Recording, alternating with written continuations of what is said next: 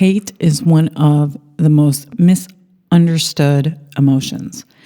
And the simplest way that you can look at hate is actually a combination of two things that we kind of already have a good understanding of, and that's anger plus aggression.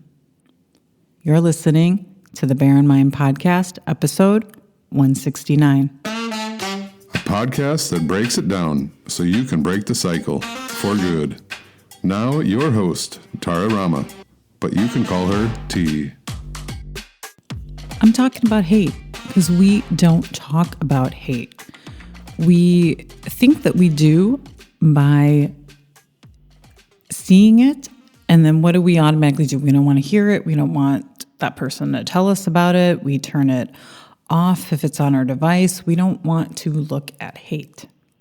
And I'm here to tell you that looking at hate will actually prevent hateful actions. So when we look at emotions like this, they're usually broken down into simpler emotions, so anger and aggression. And anger, how I define it, is something that's happening that you don't want. It's something that's happening to yourself. It's the breakdown of some sort of boundary. It can be physical boundary, and it can also be a mental boundary, your sense of self. So something is happening to you that you don't want it to happen, or something did happen to you and you didn't want it to happen. And aggression here, how I'm going to define it, is imposing your will on someone or something else. So you can see how those two go together. Anger is something that happened that you didn't want, and then you go about trying to impose your will or what you want onto someone or something. And here's the question about hate. If we hate somebody, why don't we just walk away? Because if you notice, if we're just kind of annoyed by somebody or dislike somebody, we kind of ignore them, move away, maybe don't sit next to them in a group. When you're meeting friends, you're like, you sit on the other side of the table, you just move away and you let it go. You don't want to be around this person, you kind of set some sort of boundary around it. But notice that hate is the exact opposite. There is that focus to it on that other person, or in some cases, group of people. And it's that focus, and that focus comes from that anger. Anger is an emotion that creates focus for us. So we become laser focused on this person. And I'm not really going to talk about group hate when we hate a group of people like women or people of color. That is actually stemming from displaced hatred. When the hate is so repressed that it evolves into now it's a group. So often misogyny, the hatred of women, comes from the hatred of their mother. So a man hates their mother, and it's repressed because if you notice in society, in almost every culture, hating your mother is not acceptable. It's not something you can go around saying and vocally expressing, oh, I hate my mom. I hate my mom. She didn't protect me from my dad who used to beat me. That's often where misogyny comes from, a group of people. So women misogyny, that's displaced hatred. So I'm going to focus more on where we focus our attention on that one person we hate in our lives, and we want to somehow do something to them, aggress something to them. And it could be name calling. It doesn't necessarily have to be physical violence. It could be putting them down. It could come from some sort of way you talk to them that's coming from hatred. Notice how much you are focusing on that person, because that is how you can know that it's hate. Because if you really kind of just dislike to someone, you'd walk away from them at a party. You wouldn't bother to really engage with them in conversation. And it may seem like talking about hate is not linked to breaking the cycle. And I think for some of us that have gone through some trauma, hate does come up, but it often gets repressed. And looking at that hatred, it can actually do one of the most brilliant things for you.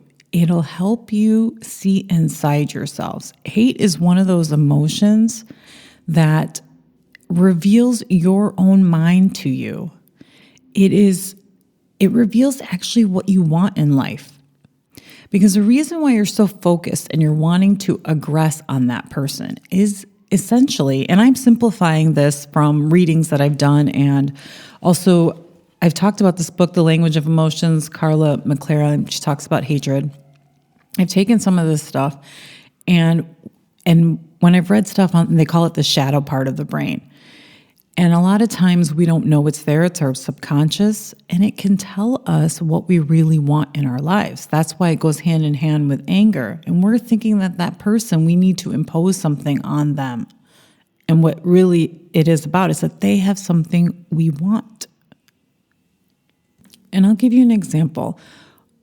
In one of my old friends, there was a group of us, and there was a friend in this group that I started to really dislike. And then it became hatred. Now, this is hindsight. I didn't know at the time that it was hatred. And I can tell you it was because I was so focused on her. And my mental energy went towards her. And so I realized when I started reading about this and I started combing through past relationships to learn more about my emotional landscape, I realized she had something that I desired. Everybody in our group loved her. And here I was thinking, she's always playing the victim. She's always using people. Now, these are my thoughts. They're my opinions, not necessarily true. And I didn't like how she was treating people, me included, but also other people. But yet everyone loved her. I mean, they were even saying such great things about her constantly. And I think deep down, I wanted that. I wanted that kind of adoration that, hey, I'm a pretty good friend too.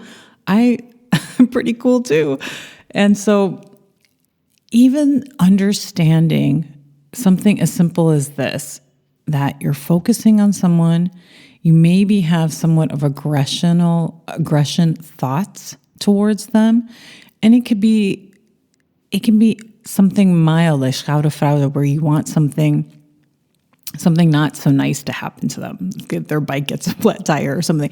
It doesn't even have to be as violent as what we see in the news, but it can be thoughts like that, and you're spending a lot of your mental energy on that person. It's worth looking at it because it will open up so much of your subconscious and say, hey, I really want this. And then you have ownership of that. Oh, I really want to be well liked. And then you can do something about that. And we may be holding on to hatred of people, and it can look like resentment, because resentment is very much tied to hatred because it's ongoing anger, and then eventually can become some sort of aggression that you decide to take against that person. Again, maybe not physical, but maybe it's more in the lines of verbal. So looking at people that you focus on negatively and not trying to push that away, because you may be repressing some of that resentment, some of that hatred that could really open up and even release it. Now, I'm not saying jump to forgiveness. That's not what I mean. What I mean is move through that hatred. And as I always say, allow it, because it's the repression of hatred that leads to us acting in ways that we don't want to act in. It then leads to displacing that hatred to groups of people. And so if you can look at where all of that mental energy is focused on, that negative energy on that person, it could be a person from the past, it could be a person that you're dealing with today.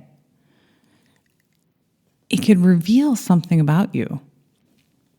And the way to kind of bring that up is, what is it that they're doing in their lives that you find that bothers you? How are they existing? Because their very existence, how they're living, is maybe telling you something about how you want to live. And I'm going to bring up on the last minute of this is to talk about, if you have kids and they talk about hating someone, hating you, and that repressing that hatred, because we often tell children, and I hear this, that that's not a word that we should be using. Like hate is a bad word. And hate is an emotion. And so repressing it in children and not allowing it to kind of surface and be there and hearing them out and guiding them through this emotional experience that they have no understanding of. They're focusing on somebody and they're not liking this person, and it's continuous and it's continuous. Repressing it and not allowing that can lead to them holding on to a part of them that gets hidden away from what they really want in their life. And I think that when we ask that question, like, do you want a part of your child to be hidden away from you? Most parents would say, no, I want to see all of my child. I want to see everything. I want to know them. And knowing your child comes through knowing some of their negative emotions, understanding them and helping them through that, and not saying, hey, hate is wrong. We don't use that word. And it's something to think about because it is existent. It exists in our lives. So the actual word of deciding that maybe they shouldn't be saying that, it's something to think about. A little food for thought there is that we're trying to have them not say this word of something that does very much exist. Because there are people that hate. We are humans, and there are plenty of examples. There's also plenty of examples of kindness. There's also plenty of examples of hate in this world. And I often think if we don't repress some of the hatred that we feel as we start to develop our own emotional psyche and get to understand it and develop our emotional maturity, how much less active hate there would be in this world. That's all I have for you this week. I'll check back with you next. Thanks for listening. Listen for a new episode next Tuesday by subscribing on your favorite podcast platform. Bye for now.